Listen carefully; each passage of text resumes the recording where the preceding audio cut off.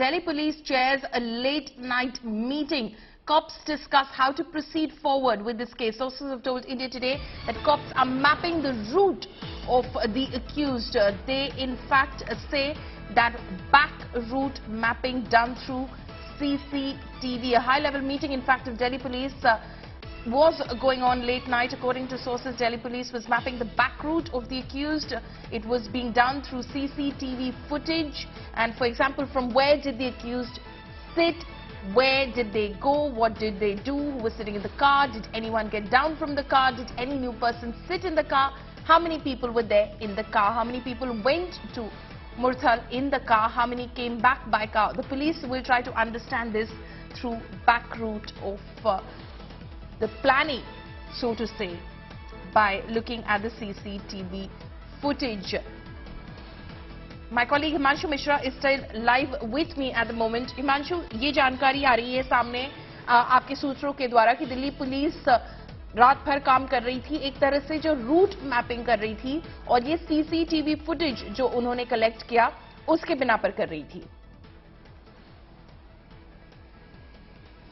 बिल्कुल, और जो आरोपियों ने बयान दिया और जो उनके मोबाइल की लोकेशन शो कर रहे थे, कितने बजे घर से कौन गाड़ी लेके निकला, उसके बाद किस तरीके से वो पांचों आरोपी एक एक करके गाड़ी में बैठते हैं, वो पूरा सीक्वेंस इसी तरीके से पुलिस ने देखा। उसके बाद जब ये गाड़ी में सभी बैठ जाते हैं तो इन्होंने कौन सा रूट लिया और किधर से ये दिल्ली से बाहर निकले, और उसके बाद कितने बजे ये दिल्ली में एंटर करते हैं। इनमें से कितने लोगों ने शराब पी रखी थी, कितनी मात्रा में शराब पी रखी थी, जो गाड़ी चला रहा था उसने शराब पी रखी थी कि नहीं पी रखी थी। उसके बाद जब ये वापस आते हैं तो ये कौन सा रास्ता लेते हैं, क्योंकि इनका था कि ये मनोज को सबसे पहले ड्रॉप करने जा रहे थे।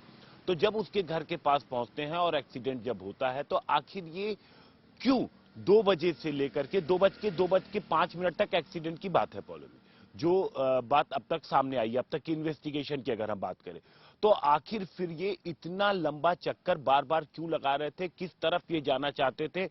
तो जो ये गाड़ी घुमा रहे थे, क्या इनको इस बात का अंदाजा था कि लड़की नीचे फंसी हुई है, उसके बावजूद ये लगातार ड्राइव करते रहे। तो ये आगे इनकी प्लानिंग क्या थी, ये करने क्या वाले थे, आखिर ये क्यों इन रूट्स पे लगातार जो टहल रहे थे रात के वक्त। और सबसे बड़ी बात है कि इन्होंने जब अगर इनमें से किसी को पता लगा, अगर नहीं भी पता लगा, तो जो लोग बाहर से बताने की कोशिश कर रहे थे उनकी बात को इन्होंने अनसुना क्यों किया।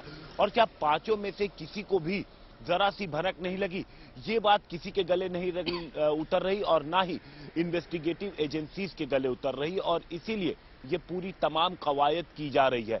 कल एफएसएल की टीम बुधवार के दिन भी 3 बजे के करीब सुल्तानपुरी थाने पहुंची थी पॉल में, और वहां से पूरी गाड़ी का फिर से इंस्पेक्शन किया गया ताकि कोई भी सबूत, कोई भी सुराग छूट न जाए। जी हिमांशु, शुक्रिया इस सारी जानकारी के लिए। Himanshu Mishra, they are breaking it down to us how the police is proceeding forward as far as this very crucial investigation is concerned.